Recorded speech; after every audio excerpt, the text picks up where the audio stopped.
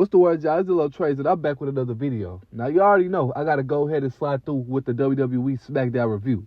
And this was a SmackDown to where it was a pre-tape to it. So with that being said, y'all know I was skipping through it.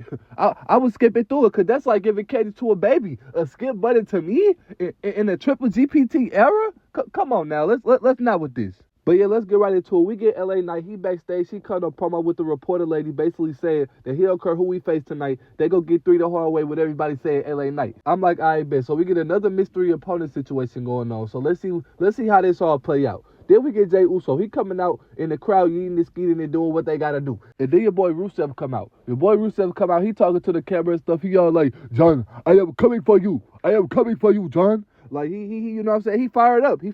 Then they get the match started, and Rusev get to beating the hell out of Jey Uso. You feel me? He get to beating the yeet out his ass. And Jey Uso, he got to do the War Games match tomorrow, so you know he finna be a little bit beaten, you know what I'm saying? A little bit battered up. But Jey Uso, he get to riling up and doing his little 5 Uso Doom or whatnot. And then he eventually hit the spear, but Rusev ended up kicking out at 1. So Rusev, he a durable player when he want to beat. But then Jey Uso, he went up to the top and tried to hit a splash or whatnot, but Rusev hit him with the Machka kick. And then he tried to pin Jey Uso, but Jey Uso ended up kicking out. So Rusev, he like, fuck it. He finna end this. So he tried to put Jey Uso in the accolade. But Jey Uso, he must have out of the accolade, and then Rusev got the crashing out. And then Rusev, he all like, this is for you, John. This is for you. He put Jey Uso in the AA position, like looking for the AA, but Jey Uso ended up getting out, going for the spear. They hit him with the Uso splash for the win. And all I got to say is this. If Jey Uso end up winning this tournament and going after John Cena, then I just don't know, man. I honestly just don't know what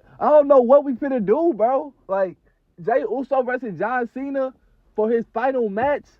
Are you serious? I want to think about this, so let's just move along. We get a backstage segment with Nick Aldis and The Miz. And The Miz, like, put me back in the tournament. I got my girl and everything. Like, Nick, just go ahead and just put me back in the tournament. But Nick, like, no, bro, like, get your ass on. Like, you know, you feel me? You're not getting back in the tournament. And then The Miz, he was all like, Nick, you know how much this means to me. Like, you already know how much this means to me. It should be me versus John Cena on December 13th. And then R-Truth walk up, and he get to talk about some balls and shit. I do not care about this R-Truth. Why are we doing this to R-Truth?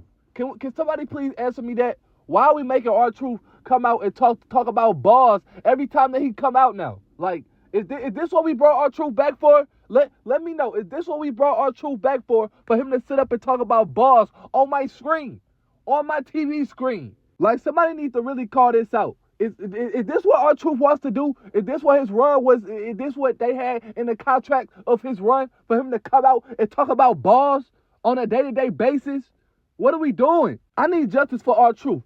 Drop justice for R-Truth in these comments so we can get some awareness going around here. Like, literally, this stuff is ridiculous. This R-Truth stuff is ridiculous. Release R-Truth if this is what you finna do with him. But we're gonna move right along. We get Damian Priest backstage. He talking to the reporter lady or whatnot, and he tied up Aleister Black. He like, when he catch him, he gonna whoop his ass again and again and again. But then Zelina Vega walk up and she get the boiler at Damian Priest talking about the last time that you was imported was when Aleister Black had Berto face off and this, that, and the third. And the last time you was imported was when you had that United States title and you lost it, and you ain't did shit with that title when you had it. That was the last time that you had a little significance of importance attached to your name, Zelina Vega. So don't you ever try to disrespect your boy Damian Priest, especially with that crusty ass wig. But then we get Rhea Ripley. She walking up to Damian Priest and she hugged him and everything like that. She like, what's the word? And then she was like, look, I gotta go and everything. I gotta go hype up Charlotte Flair. But when I'm done with this War Game stuff, we need to talk and get some things understood. And Damian Priest was like, I bet, you feel me? I'm gonna be there when you need me. And then that was that.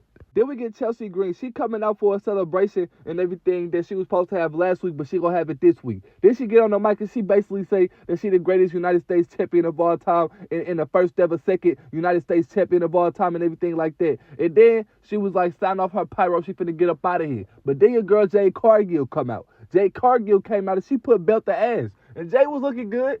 she was looking alright. You feel me? She was you feel me? She was looking good or whatnot, but she beat the hell out of your girl Chelsea Green. And then when she walked off, the pyro had finally went off. You feel me? The pyro went off when your girl Jade Cargill was walking up the ramp. So that was a cool little moment right there. Your girl Chelsea Green was in the ring screaming and hollering and doing all that hooping and everything like that. But then we get a backstage segment. We get Charlotte Flair and Alexa Bliss. They backstage, and then Io and Rhea had walk up, and they was basically like, yeah, you got this, you feel me? You the queen. You go ahead and get this advantage match and do what you got to do.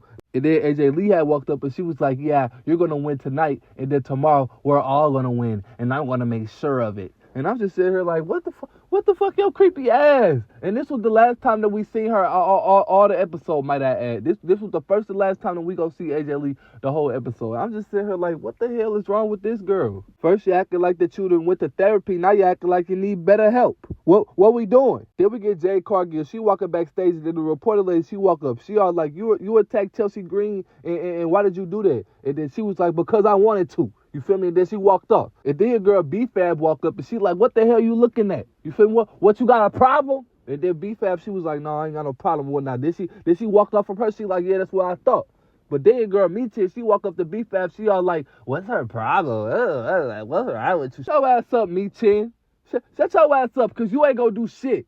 You ain't gonna do nothing but get squashed. Then we get the Miz versus LA Knight. And LA Knight come out and he still gets a monstrous pop. Like, even though Triple GPT trying to hold him down, that ain't stopping nothing. He still doing what he gotta do. Now I know that this show was pre-taped and this could have been folded in, but still, like, LA Knight, he still is up there with one of the top baby faces that we got in this company. The match gets started and LA Knight get to beating the hell out of the Miz. And then the Miz remember who he was. So then the Miz got to beating the hell out of LA Knight. And this match was a really good one. Like, it was a good match for what it was. At one point, LA Knight had tried to go for the Megastar elbow, but the Miz had countered it and had went for the Skull Crusher finale and hit it, but your boy LA Knight had kicked out. So the Miz like, fuck it. So then he went up and he did the STF. He had got the STF and he locked it in, but then LA Knight, he had got out of that. The Miz had ended up raking LA Knight in the eyes, and then he had went for a roll-up and he had his feet on the ropes. But then the refs had saw it. The ref seen it and he peeped. So he like, oh, nah, you got to try again, Miz. So then the Miz, he had got up and he had went for another Skull Crusher finale, but LA Knight had reversed that and hit a BFT, and then that was that. That was that. He got the 1, 2, 3 with everybody saying LA Knight. And that's what I'm talking about. I'm happy to see my boy LA Knight advance in this tournament, but why did the Miz have to lose 2 times? Like, what are we doing? Like, why did the Miz have to lose 2 times in this tournament? Like, come on, bro. Come on, bro. Like, y'all couldn't have at least got somebody else to go ahead and join this tournament to get a banger match out of your boy LA Knight? What are we doing? Like, I love the fact that the Miz had got another opportunity, but why didn't y'all just let him go over? Like, the Miz got more history with John Cena than LA Knight do. LA Knight is going after the world title on Monday Night Raw. And they get another LA Knight win, so how could I really complain about that? Moving right along, we get the Heel War Games team for the women. And they backstage, they talk about the advantage match. And Becky are like, y'all always got to listen to me, because I'm the only one with 100% success rate dealing with this War Games shit. So guess what? Y'all leave it to me, and I'm going to do what I got to do. So Nia Jax, she was all like, Becky, it ain't about you today. It's about Asuka, and she going to be getting an advantage match and putting the team on the map against your girl Charlotte Flair. And then Asuka started speaking a bunch of Japanese, and she was all like, and all this stuff. So I was like, I bet, you feel me? Asuka really feeling it. Asuka's really feeling it, so we're going to go ahead and see what she going to cook tonight. And boy, was I wrong, but we gonna get into that. We move right along. We get Ilya Dragunov backstage talking to the reporter. And she like, Tama Tonga been on your ass, so what you think you gonna do about that? And he all like, I'm gonna get to him when that day come. You feel me? I don't got no smoke with Tama Tonga, but I can give him the smoke if he want that. And then Tommaso Ciampa walked up, and he all like, you asked about Tama Tonga, but the only person you should be concerned about is me. I took Axiom Mask last week, and I ain't scared to take that title from you. And Ilya Dragunov was all like, well, you got a point. I would think about it, jackass. And then he walked off. And I'm sitting here like, Ilya Dragunov, you boring as hell. I'm not finna stay steady keep debating with y'all fans about Ilya Dragunov. Bro is boring. He is boring, and Carmelo Hayes needs to go ahead and take that title up off him. Whenever he get a chance, go ahead and slide my boy Melo a title opportunity, and Melo can go ahead and take that title off his hands. But we're going to move right along. We got Asuka. She coming out for her match, and she had her OG theme song. She had her OG theme song, and I was like, I bet, because that's my shit. You feel me? I rock with Asuka theme song. You feel me? That Kabuki Warrior theme song not hitting. I don't like that one. They need to stop coming out to that. Come out to this one. Come out to this one. Then Charlotte Flair came out, and then they get the match started. They get the match cracking, and this match was good for what it was. It was good. Like they did what they had to do. It was one point where they was outside the ring, and then your girl Oscar had went for the miss, and then Charlotte had dodged it, and then she ended up missing somebody in the production or whatnot, the timekeepers area and stuff like that. So that was a cooler spot. Oscar ended up rolling back in the ring and then hitting Charlotte with the Oscar lock. But then Charlotte had ended up getting out and then hitting the natural selection. And then that was it. You feel me? That was the 1, 2, 3, and that was that for this match. Why they did this match today instead of on Monday, instead of that fucking JD McDonough and Rey Mysterio match, and then they could have did Ilya Dragunov Open Challenges or something like that today. I don't know. You know what I'm saying? Triple GPT, he just do what he want to do nowadays and give us the same predictable nonsense, garbage, you know?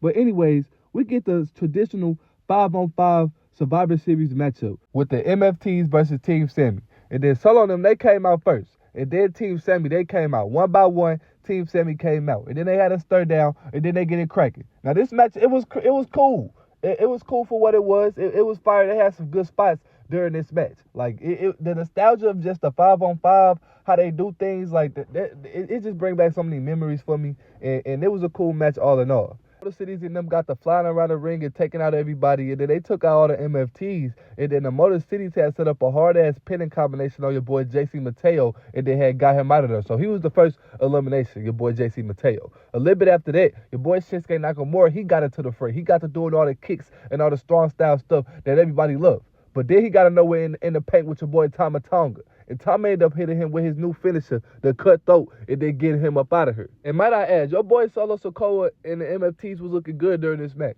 JC Mateo was standing out during this match. Bro was throwing people around, doing what he had to do, doing the little flips and stuff that he, you know what I'm saying, that big people don't be doing. Now, JC Mateo, yes, he has a bad name, but JC Mateo can really get in the field when it comes to this wrestling stuff. Now, does he have the charisma of a doorknob? Yes, he does.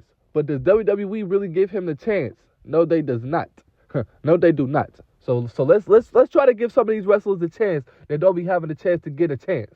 But anyways, the GODs was looking good during this match. You feel me? The GODs, your boy Tama Tonga and Tonga Loa, they was doing good during this match. They was doing some good tag team moves. But your boy Ray Phoenix had put an end to that because he ended up hitting a Hurricane Rana on your boy Tonga Loa and then put him in a pinning combination to go ahead and get Tonga Loa up out of her. And then a little bit after that, Tonga hit a choke slam on Shelly and pinned his ass and got his ass up out of here. And then Saban came in. He tried to hit a crossbody, but then Tonga had caught his ass and hit him with a choke slam too and got him up out of here. And then your boy Ray Phoenix, he got back in there and he got to get in the paint and got in the cracker with the MFTs. And then he went for the Adios Amigos, right? He goes for the Adios Amigos, knocks your boy Tyler off the thing. And then your boy Tama Tonga is holding him. But then he hit a little botch though. He botched a little bit, but then he caught himself. He like bounced back off the ropes, got back on there, hit the little Hurricane Rana off the rope. That's what I'm talking about. He is nothing like a Jey Uso. You feel me? He gets it cracking. He don't care about no, you feel me? He not finna botch. Ever. On no day. When you talk about somebody who should win the IC title and go ahead and challenge your boy Ilya Dragunov, it should be somebody like Ray Phoenix. It should be somebody like a Carmelo Hayes, somebody who hasn't got the chance to prove themselves on the main stage. You feel me? And my boy Ray Phoenix, he got it. He got it. He got a bright future when it comes to WWE because he know how to do incredible things that people cannot do. But then after he hit the Adios Amigos, he got back in the ring, and then Tama Tonga had hit the cutthroat on his ass and then got his ass out of there too. And then Sami Zayn, he was the last person. He was the sole survivor in this match, and it was Tala Tonga, Solo Sikoa, and Tama Tonga. They was there, and they was beating the hell out of Sami Zayn. They was beating the hell out of Sami, and then Sami ended up hitting a haluva kick out of nowhere to Tama Tonga. Not Tama Tonga. And then he got Tama Tonga up out of her. And then after that, it was Tama Tonga beating the hell out of Sami Zayn. And then Sami Zayn ended up getting him to the outside of the ring. And then somehow Tama Tonga had got counted out. Like, I don't know what was going on with that, but Tama Tonga had got counted out. And then there were two. There was Sami Zayn and there was Solo Sikoa. And Sami Zayn had got in the ring, and then Solo Sikoa just got to beating the hell out of Sami. Like, Solo Sikoa got to beating the hell out of Sami and giving his ass everything that he had. But Sami Zayn just kept kicking out because Sami got that fiery heart. He got that spirit, and he got that heart, and you can never break that. Solo had went to the top, and he had Sami on his shoulders, like kind of in the AA position. But Sami Zayn had got down, and he hit a powerbomb on your boy Solo. And Sami had him right where he wanted him. He tried to go for a haluva kick, but Solo had super kicked him and ended up hitting him with one of the weakest spikes that I ever seen in history for the win. We need Zilla Fatu. We need your boy Zilla Fatu back. Because if y'all going to be coming in with a weak-ass spike, and we got your boy Zilla Fatu in the Indies hitting the most devastating spike that I ever seen to man, known to man, something needs to be done about this. ASAP. Bring Zilla Fatu to WWE. ASAP. But after that, the lights go out. And then your boys, the YS6, come out. The YS6, they come out and they attack your boy Solo. So y'all already know what it is now. Y'all already know what it is. It's going to be the MFTs versus the YS6. And am I excited about that? I might be. Because it get them something to do. It get them something to do. And we've been, some of the fans, they've been clamoring for that. So we gonna see how it do. We gonna see how it do. The YS6, they haven't been doing nothing but getting a free tech off of WWE. So let's just see how they do. At least. But this SmackDown gets a 3 out of 10. No top stars. Matter of fact, it gets a 2 out of 10. You feel me? Because it was no top stars. It was boring. I could have been doing something else. I kept on skipping and hitting the skip button. So skip rate, my click-through rate on this SmackDown was high as hell because I just kept on clipping through this motherfucker. You feel me? But anyways, you already know what it is with me. Like, comment, and subscribe. Y'all already know I'm going to feed my fam. You feel me? Y'all already know I'm going to feed y'all and get out this good content. But I'm out.